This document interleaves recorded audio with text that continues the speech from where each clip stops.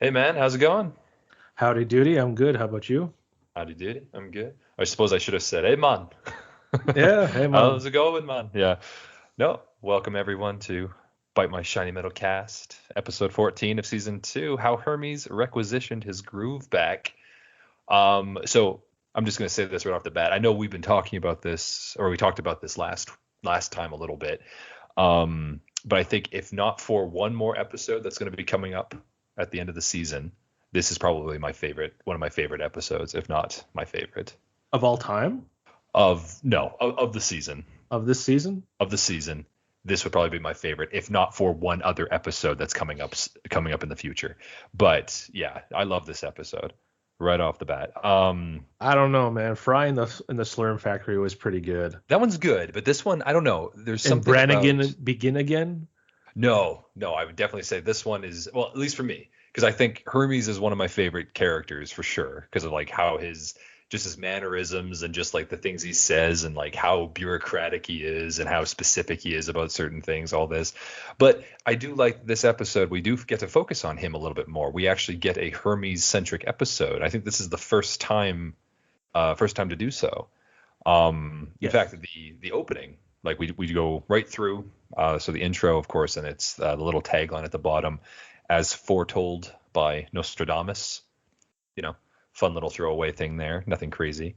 But yeah, we have an opening with Hermes Conrad, and here he is doing his bureaucratic work for the Planet Express crew, and Grade um, 36 Conrad.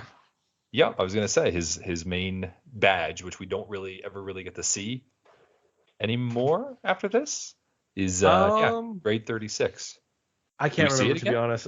I'm Yeah. sure we do at some point, or at least it's talked about. But I don't think he actually ever wears his badge on him. That's for sure. Right. Like this is the one day, I suppose, that we get to see it a little bit, right? Because it's poignant to the plot.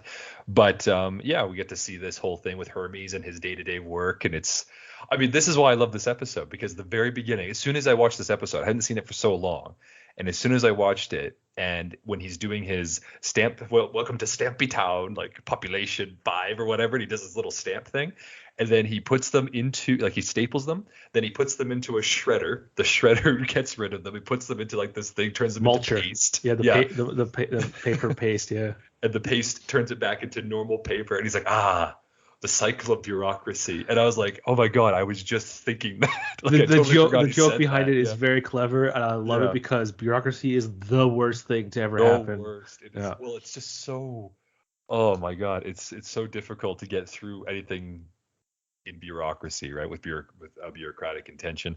So it's there for a reason, but it is there specifically for, dotting the I's and crossing the T's type of thing. But we get to see that with Hermes, and he loves it. He absolutely loves it. That's his work. That's his life. And he gets a little message from the central bureaucracy telling him he's going to get a message from the central bureaucracy. And here it comes. Like the first 5 minutes of this episode are, or not even 5 minutes, first minute and a half are hilarious to me. I don't know why it's so funny, but that's why I really like it. Anyway, he gets this whole thing. And then we actually get to go and see the trio, as well as I think Zoidberg is there, and Leela invites them to a poker night, and this is the first time we get to see her colleagues from like the first Her season. previous work, yeah, yeah, from Yeah, from the cryogenic freezer guys or whatever. yeah, that's right. Like, welcome to the world of tomorrow. That guy, right? And Yeah, and and yeah. her boss and some other guy I don't think we've ever actually really heard before, but he's there. But yeah, like all the way from the pilot. So it's nice to see this. And he even makes that remark, her boss, when he shows up, and he You're says like, fired, "You're Leela. fired. You're an hour. You're like a year late." I So, know. oh man. But yeah. One of my favorite things of the scene was the platter that Leela Oh, put out. She took a sure. little group of seeds. It grew into a plant instantly, and then the plant instantly turned into like carrots, grapes, and put them on a platter. Like it was like a little bite sized. Yeah. Like I was like, why can't we have that? Like an hors d'oeuvre plate. Yeah, Yeah. exactly. It just falls onto the plate. And it's like they all fall off because it's so heavy, but they land perfectly on the plate as they should. Yeah. Yeah. Yeah. I know. It's too bad. That's the future, my friend. That's the future. Well, hopefully in the. Futurama's future at Yeah, least. exactly. But we never really see that plant again either, but it's there. I think we've Um, seen two variations of it. There was that one, and then there was the one where I think it was the second episode of the series where Bender and Fry were trying to find a place, and there's that little mini fruit tree. yes, that's Kind of right. a That's like similar the idea. yeah. Yeah. That's probably like somebody probably looked at that. And they're like, oh, can we do something else with that? Because they kind of did something because they had like the little tiny banana peels and it made You're right, people keep and slipping, yeah, right? yeah, Yeah. yeah. So they're like, Amy oh, slipped. Yeah. maybe slipped on that. So maybe we can use that again. So maybe that's like the cousin of this kind of plant or something. But yeah, we get to see these people again, and they're kind of funny. And Bender, of course, is there playing, and he's the typical guy that we know him to be now at this point, and he's decided to cheat, and he's using, I mean, he's a robot. He could probably have, I don't know, implants in his eyes or something, but instead he's using X-ray specs, like those old ideas for being able to see through people's cards and all this kind of stuff, so he can cheat very well. And he ends up taking people for all their money. I like that he kind of can be he puts the stack of cards in his mouth and like this the things at the casinos where it automatically shuffles it and then he spit it out and everything. And Fry was eating an apple and it was Spits sticking it in out. him. Yeah, yeah, That's yeah. right. And it cuts off his hair. Yeah, as a joke. Yeah. um And my other favorite thing too is Zoidberg doesn't know how to play doesn't poker, know much like anything. Yeah. myself. But at least I know what a king card and a queen card and a jack card is. He's like, look, my cards can't even. I hate these cards. They can't spell anything. Right. It's like there's one vowel. It's A. You can spell ka. Yeah. Yeah. Qua. Cadge. Ja. Jack. I mean, well, that's the point, right? Like that's why he just wants to be there. What does he say at the beginning, right? He's like, guys, I don't know what you're doing, but whatever you're doing, I'm available. Like, let me play. So it is great that Zoidberg was kind of in there for like these very small parts, but he's there. And at the end, like when they do this little fade cut or whatever it is to like the beginning, and they're all playing their cards, and they're all like the first hand, and then it shows like Zoidberg's lost his clothes. Like Everyone's lost their clothes. Everybody's Yeah. lost stuff except for Bender, who of course is cheating. So they play this with their hands and everything, and it turns out Bender wins it, and everybody's like, "Oh my God, my money!" and all this, and My baby's milk money. baby's milk money. He's probably my favorite of the three. Those Yeah, guys, that guy's he's funny. my favorite, like one of my favorite reoccurring characters because I think we see him. I know we see him definitely one more time when Fry and Bender yeah. and Leela quit and then they accidentally swap old career chips, and so Oh, Bender right. and Okay, so Fry. two more times then, because I'm remembering one that's kind of, well, it doesn't really take place in the real world, but it's like with the honey, with the Oh bee yeah, honey yeah, or yeah, whatever. yeah, yeah. But So we that's the see him only a few time, yeah. times, at, We see him a at couple least times. at least a handful of times during the series. So he's one of the he's the first person we see in the future, right? When Fry gets out, he's like, "Welcome to the world of tomorrow." Yeah. He's literally the first Everybody, person we see in the future, so yeah. he's kind of a semi-important character. Right. Yeah. He's the one that introduces Fry to everything, right? Yeah, that's true. He's another guy who really likes his job, actually, not just Hermes, right? Like clearly this guy really enjoys it. But in any case, the boss finds out that Bender's cheating, and Futurama does a great joke with this stuff. I love the one because he's Indian, and probably Hindu or Muslim. I don't know. oh, right, And so he goes, "Oh, my various gods," and I'm like, Right. I love that. I love that so Yeah. much because like it's true because we're from a Western culture, so most like Christians kind of the main one. Right, you have There's just like the singular, one God, right? God, and yeah. even then like Jesus is his kid, so he's kind of like God, but whatever. Right. But one of my favorite lines ever, and I can't remember which episode this is from Futurama, but they have a certain religion there. It's like atheismo or something like that. Great atheismo, right? Yeah, great atheismo, and Yeah. I think they were at a wedding. I think it was the first movie for Futurama, and the priest guy is like, "Here we are before one god or more or fewer." I love that because that's so perfect. it has to show that like in the future everything is so incorporated, right? So everything Yes, has to yeah. be recognized as something. So they can't just say like their religion. It has to be everything for it. Yeah, And that I priest just you're love that mentioning line. has I don't like know why. well, he has like the Pope hat, but then he has like a different kind of symbol on the hat, and he's wearing like a bunch of these like Native American type of like dressing and all this kind of stuff like all over his face is like tattoos. Like he's from like every single kind of religious culture, and he has to represent every single religious culture, so that's why he has to say it like that. I remember that. Yeah. I think at one point No, yeah. At one point, they also made that the Pope was reptilian. So I don't know if Catholicism Space still Pope, yeah, exists, and the yeah. space Pope is now because God somehow Catholic was preached around, and everyone's like, yeah, Mhm. gods exist. So that I don't know if Catholicism, right? Catholicism. Right. It Jeez. it Sorry, might words. it might have something to Catholicism. do Yeah. with there was like that old, I mean it's still kind of kicking around, but it's not taken seriously, but there's that old conspiracy theory about like how the most important people in the world are all like the lizard people, and one of them was like the Catholic Church Ah. and like a lot of the popes and everything, so they were like Pope He's a Francis or something. crocodile. So Right, it when I was like think the of lizard lizard, people, I the don't green think of lizard people. crocodiles. Like, I just Well, think he's a they lizard. yeah, That's just what it yeah. is. But I think Fair that's the point. Fair joke. point. I think that's the joke. But any case, That's a Bender's little found deeper than out. I thought about it, that's clever. That's Sure. clever. I just thought of it right now. Actually, I was just like, oh yeah, that's probably where it might have come from. Like why reptilian? But Bender gets found out, and the three of them, being the former boss and the two coworkers from the cryogenics lab, find him and they basically beat him because he owes them money because he cheated them out of so much money, and it happens to be in Hermes's very very clean and tidy office because he's ready for an inspection, which he had already prefaced before because Leela had also invited him, obviously, right? He was in the office, but he had declined it. I do like the result, that small joke as well, how he's like, I'm going to go and chill out the old Jamaican way. And then he's like, a glass of warm milk and a good night's sleep. And you're like, what? That's And not then, the Jamaican way. yeah, no, definitely not. But there's also, was it Fry Thinks? Because I think you can back me up. Like years ago, I think people were trying to figure out or something, where did Hermes come from? So there was like this running joke, like Hermes was like Space Potato Man or something, because like of Is his it body shape and his everything. first character design? Maybe I don't know. Yeah, you don't know? Because like Fry says like, oh, I thought you were some outer space potato man. So I think that was a reference to like, where did people think Hermes originated from? Because he's like Jamaican, but he says he's from Jamaica, and they're like, oh, he's from Earth. Okay, he's not from outer space. Um, but in any case, next day Hermes arrives. He does another little joke I like. His like opening sign. He turns closed sign to opening soon, and then waits a few seconds, turns it one more time. It's like a two whatever, but turns it one more time. Now it says open, and his office is destroyed. Right, everything's destroyed. Bender's in there, and he makes up some excuse.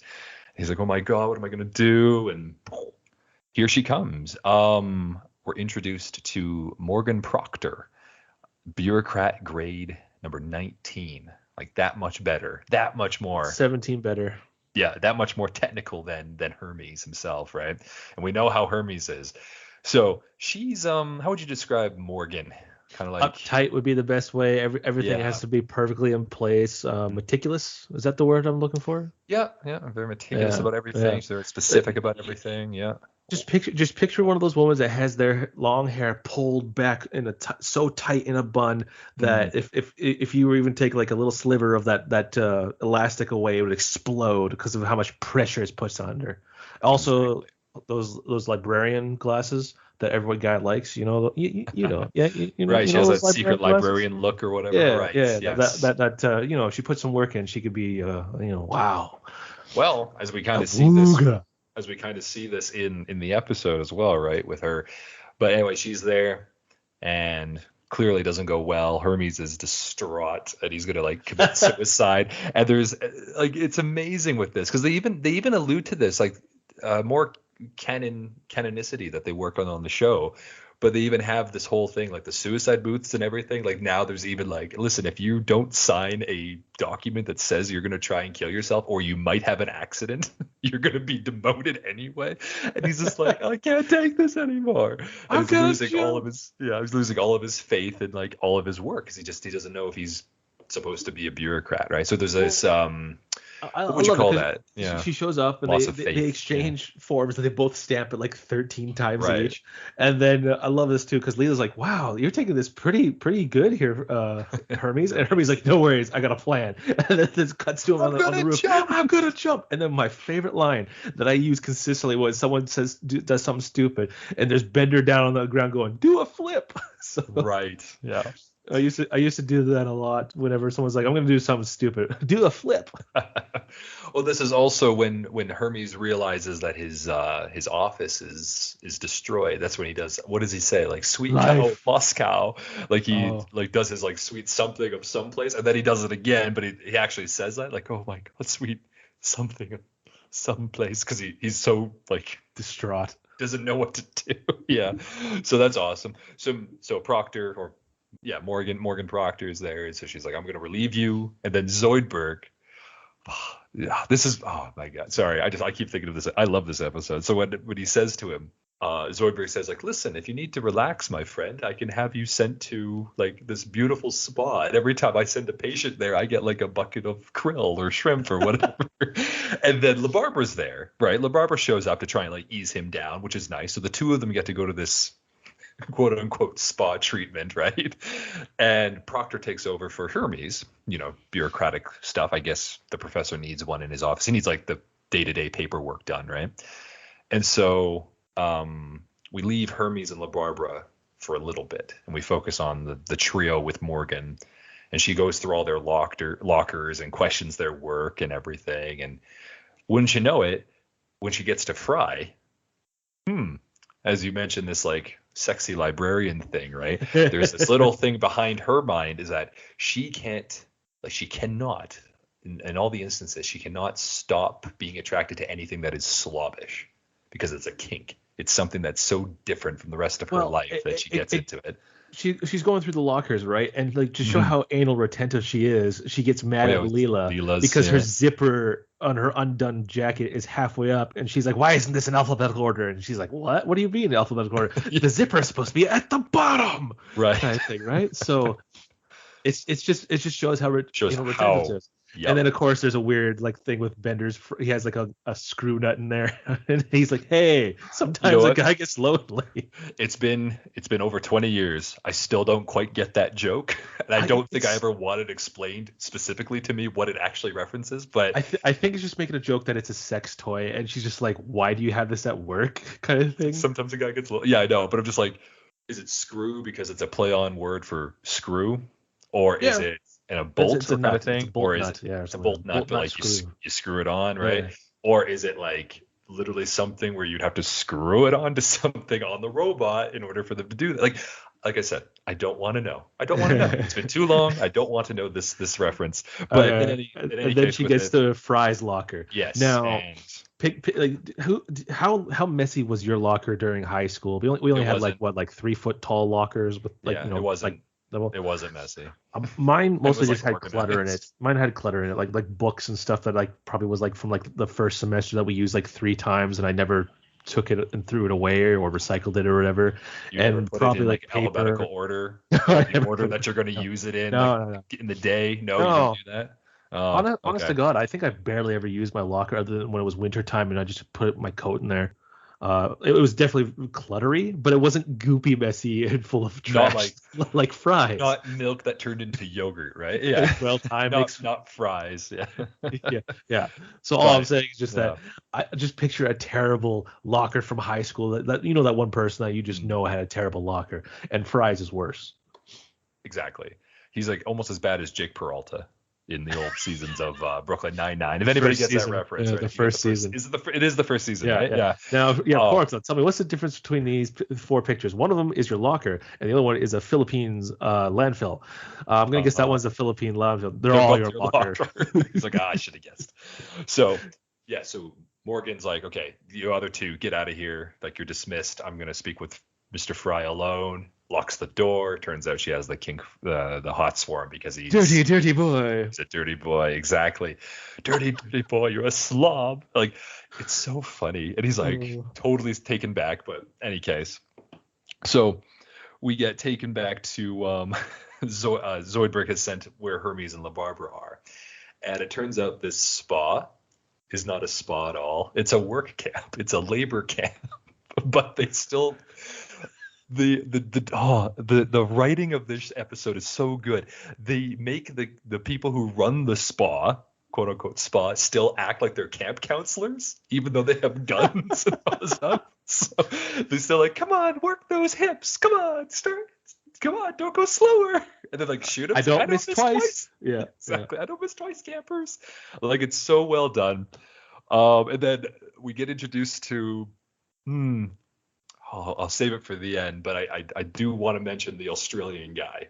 So the Australian guy who's in it. I think it's John DiMaggio putting on an accent, but yeah, he's supposed to look and sound like the Crocodile Dundee, which is exactly. a very old reference. Because have you ever seen those movies? Mate? Yeah. What's that? Have you ever seen Crocodile Dundee movies? Of course. Yeah. I don't think I've ever seen them.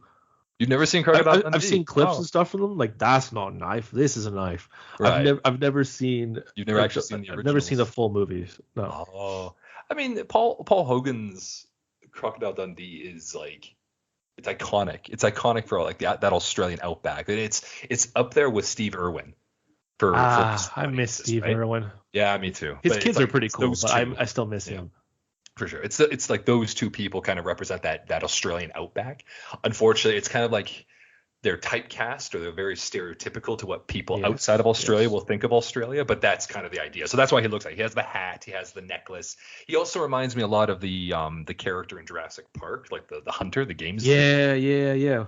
Who's also Australian. So it was kind of clever girl. Crikey. Exactly. Throw a shrimp on the Barbie. I think those three lines have kind of ruined a good chunk of Australia for a little while. Mm-hmm. Because I'm pretty sure other people from not Australia. Baby. That was that one. Though, but like a whole bunch of these, right? Yeah. So I think those lines ruined Australia for a little bit, because they're like, you better not fucking say that. Throw in the shrimp on the Barbie. All right, mate, we're gonna have some fun over here. The only time because I've met a lot of Australians, I think the only time I ever heard them ever get angry at how the West made fun of like pop culture, or made pop culture that was making fun of Australia, they all took it to heart. They actually liked it. They liked the idea of it, because I think it made them like laugh at themselves. They can laugh at themselves quite well. They can do that. Yeah. From the few people that I've seen talk about them, they know how to take themselves pretty seriously, or unseriously. Yeah, they know how to make fun of themselves very seriously, right? So I always laughed about that as well. I did have one person mention to me once that he's like, well, with the shrimp on a Barbie thing, we probably wouldn't say shrimp, we'd say prong. So we wouldn't say shrimp on a Barbie, it would be prong on a Barbie, but it doesn't sound as good as shrimp on a Barbie type of thing. So anyway, we leave them as well, and Hermes and La Barbara are getting pissed off because, of course, Zoidberg did that to them, right? So they're at that labor camp, and then Morgan has everybody, back in the office. Back in the office. So she's dealing with everyone. She demotes Leela. Sorry, this is also a previous thing. She demotes Leela to co-pilot after the autopilot, who happens to drunk. A drunk, because I don't even know. He's a robot. The co-pilot. He's a robot, all robots. Yeah, he's an autopilot. He's the autopilot of the ship. Like he's just a robot. And Bender obviously, I guess, can make friends. Actually, we kind of see that in the future a little bit. But anyways, he does that, and then she makes Bender, what is that? Clean out the professor's like ear. Or no. That's later. But she makes him take care of the professor no matter what it is. Something to do with like his bodily fluids. Yes. Which is apparently a full-time gig. Full-time job, right? Yeah. So with that, but then she gives the raise, and not the raise, sorry, the promotion to Fry to have him close to her, so that she can always be near him and all this stuff because of their secret affair, which of course nobody knows about. So Fry's like, yeah, promotion, and then like nobody likes him anymore because he's getting all this special treatment. My favorite thing is because she also said like you have to have an office right next to mine. So when it goes to the next scene, it has it's actually a broom closet that he put a piece of paper that's taped with the 6 pieces of tape that says Mr. Fry's office. The mop closet has relocated. So what happened there? And it's quite a large closet. Yeah. It's the future. For all we know, they have some kind of space magic. Yeah, who knows what happened to all those things, right?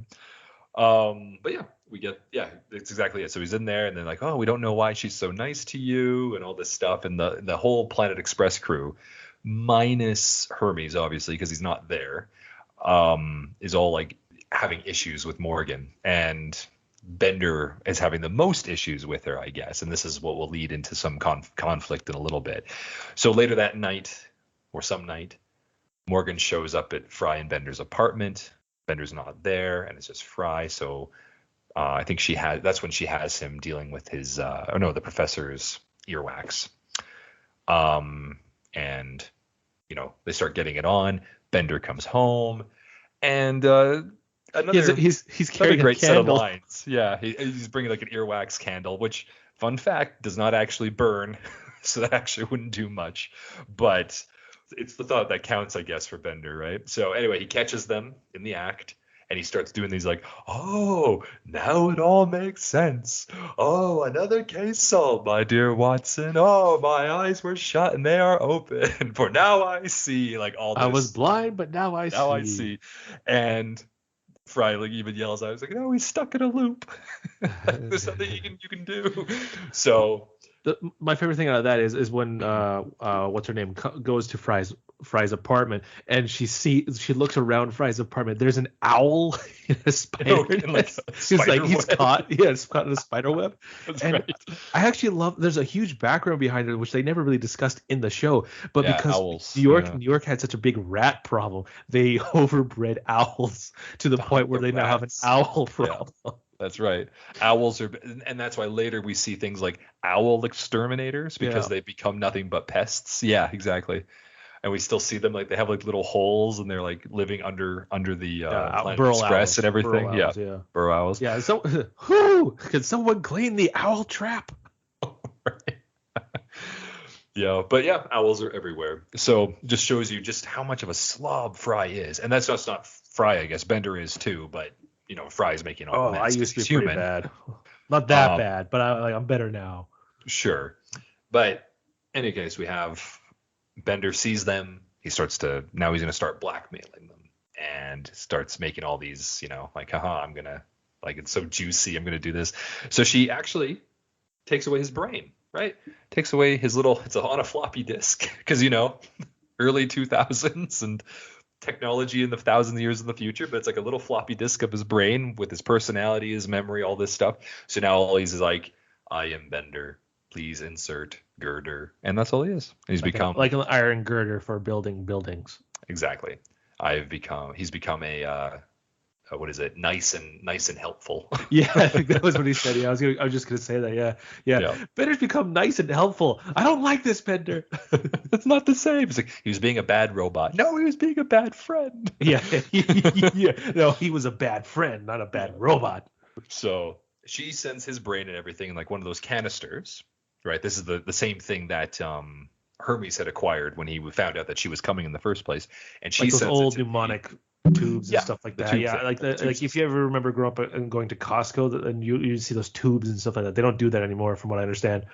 So as an example, they would send out a tube. I love those tubes. They're so cool. You can hear it. Yeah, well, and that's exactly what she does, right? She sends it right up to the central bureaucracy. Yeah, but that one's all across the city, which is like, isn't it the future? Couldn't you like digitize it and like send it it as an email? Yeah, send it as an email. Yeah. Or I don't know. Yeah, like there's 20 years later, here we are thinking like, I think we actually have better ways of doing things now. Even it's only been 20 years, not 1,000 years in the future. But that's how New York works in the Futurama universe, right? So I love it because with their tubes of people. So maybe they kind of cobble together. Even at the beginning of this, like he was still using paper. No one really uses paper anymore. Yeah, that's true. Was using, yeah, he's like stapling everything and like shredding it, but no, exactly. It's just those types of things. I don't really like. We see the iPads and everything in later seasons. I think like they're starting to use like more digital stuff. But yeah, it's just the way. We even have with Fry. And when he sees that she does this and he doesn't know why, and he gets mad and he sends like papers on the floor, and she gets onto him again because he's being more of a slob. But Fry ends up doing the right thing, and he tells the others about their secret relationship, and that she took Bender's mind sent Bender's mind to the central bureaucracy, and they have to figure out how to get there. And the only person who's ever been there before, of course, was the professor. Even though he states he hasn't been there, but he knew a guy who went crazy. And then of course he went crazy because he was looking for the washroom or something. So there's a lot of little hints throughout the series. Maybe this is a very clever episode. I'll say that. Yeah. Very clever. They're not very. I would say this is probably not very canon of it, because I think there's other things that make the professor go crazy throughout the years. There's a multitude of them. But this is like one of them. Yeah. Right. So he's like he's 140 years old at this point. He's done a lot of things. But he's senile. Yeah. Yeah. But in any case, the professor's like, I can help you because I knew somebody who went there. I went there. Whatever. And then we get back to Hermes. And as he's there, he's realizing that the labor camp is actually kind of inefficient. Very inefficient. So he starts like making comments. And the Australian guy who's like pushing an empty cart is like freaking out because he's like, no, don't do that because we want to sleep. Yeah, no. Sleep.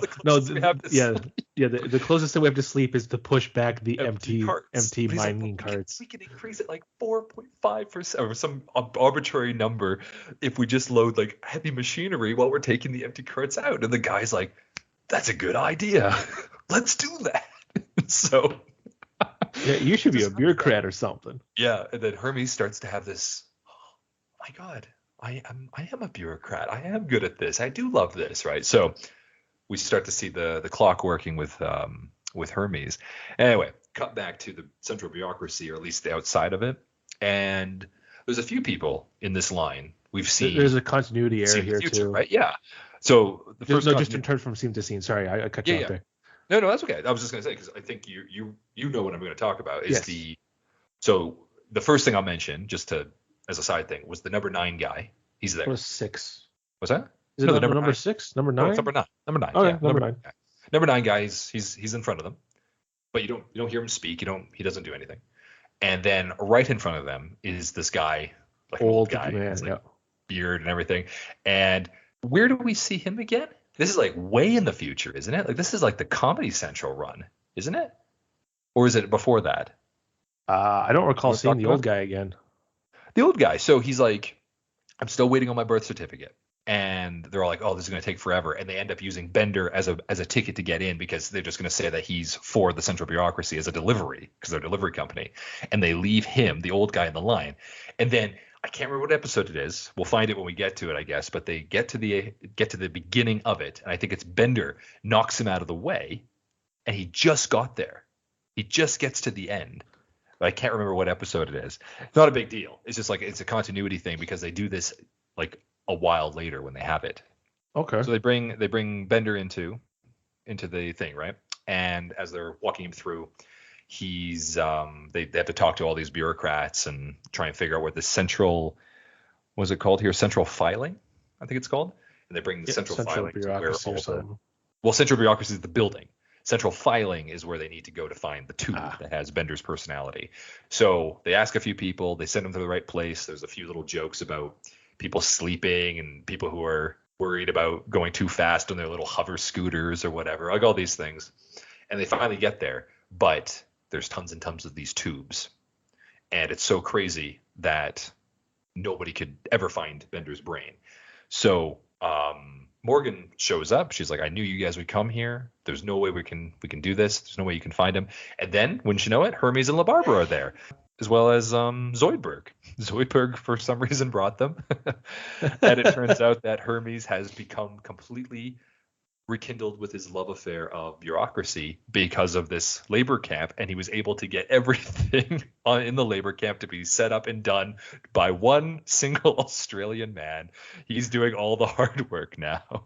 I like that line. It's one of my favorite lines. Yeah, it's all an Australian guy because you actually do see him again. He's in a later episode where he's also a slave in this episode too, where he's helping build Bender's pyramids? Bender's pyramid, yeah. You're right. Or the big pyramid of Bender or whatever it is. Right. Okay. So he's always a slave.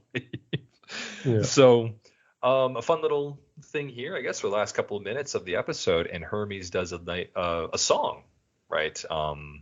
Hence how he requisitioned his beat, right?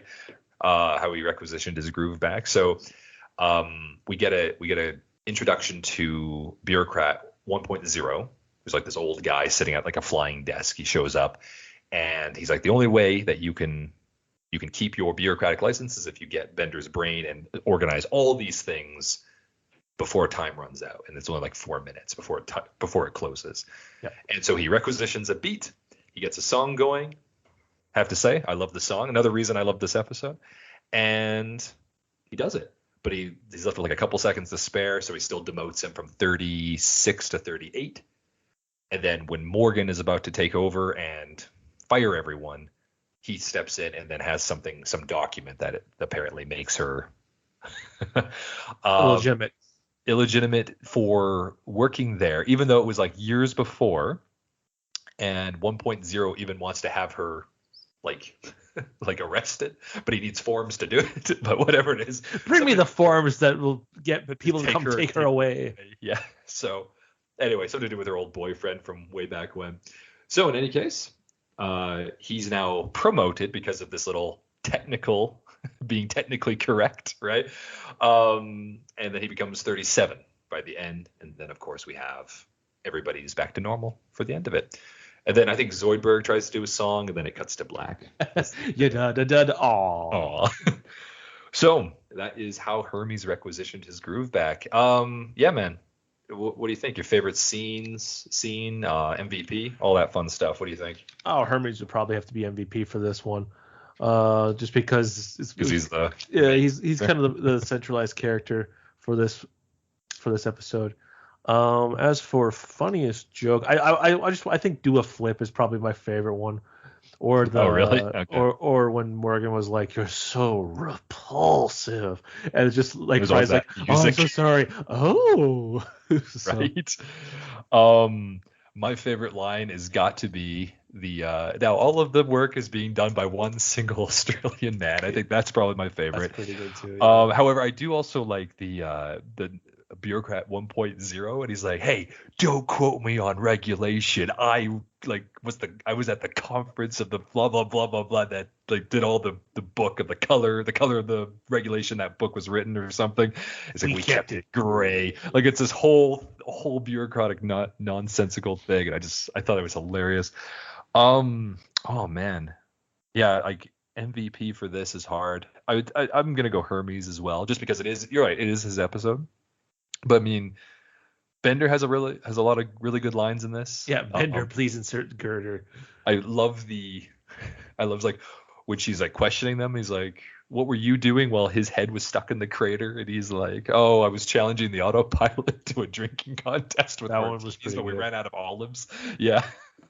So, no, I loved it. Like I said, I think this is probably my second favorite episode of the season. Very, very close contender for first place, but I love it. Absolutely.